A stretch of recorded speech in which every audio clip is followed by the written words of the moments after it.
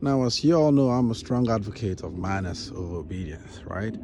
I believe that manners proves obedience, and I've explained this with my puppy, Leo, on me, and how we bond and how we go through life, right?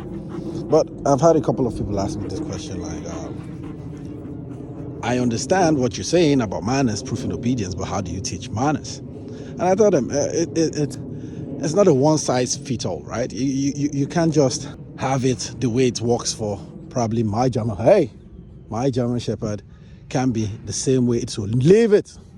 Can be the same way to work for your puppy if you have a Shih Tzu or a Boabu or a Dalmatian. They all have different temperaments, different breeds. But the one thing I know though that is consistent amongst all of them is they all like one thing, right? They all like food and they live with you. And that was the first thing I had to learn. Break. That was the first thing I had to learn. I learned early on that with food, I could do most of my training before he outgrows food, because some dogs do that. That's why you see them, they get bored. You're giving them treats, they're not answering. But you see their meal time, it must happen. They must eat every day.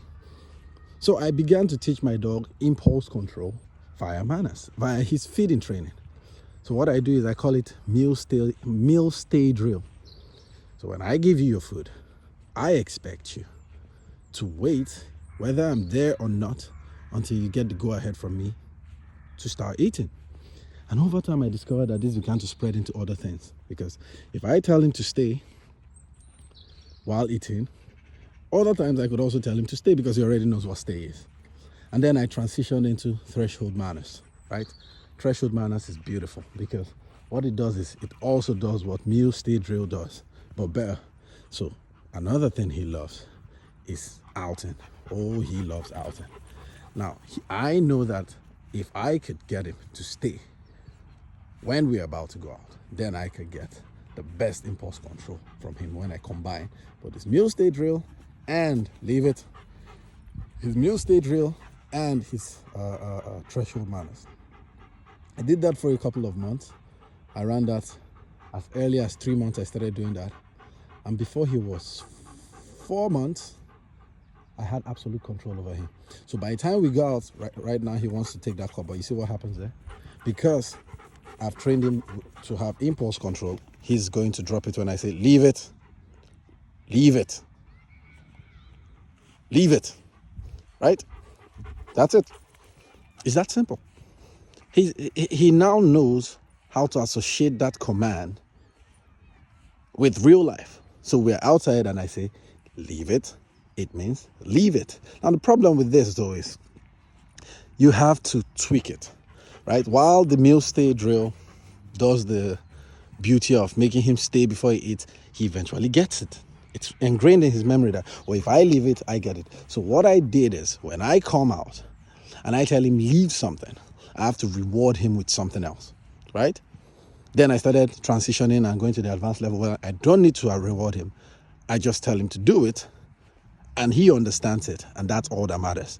But this takes a whole lot of training, right?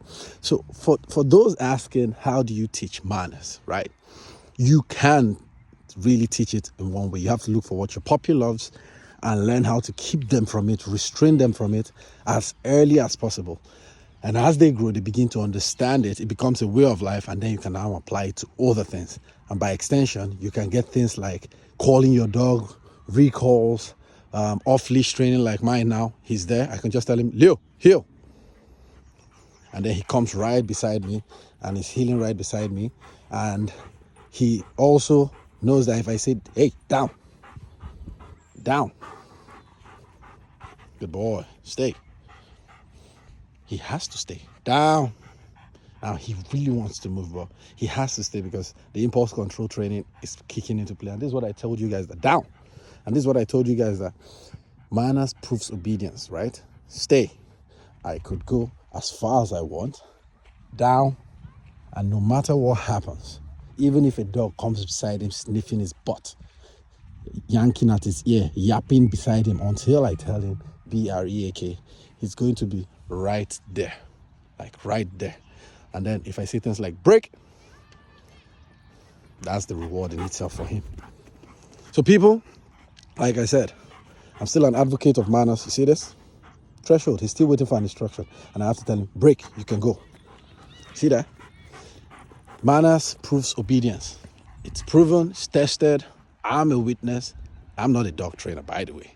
This is my first dog, and I took one of the toughest breeds. And I can tell you for a fact that manners actually proves obedience. So people, start churning in and putting in the work on your manners with your puppy, and you're gonna have an amazing canine companion like mine here. Leo, on me, front. Sit. People, it speaks for itself. See you in the next one.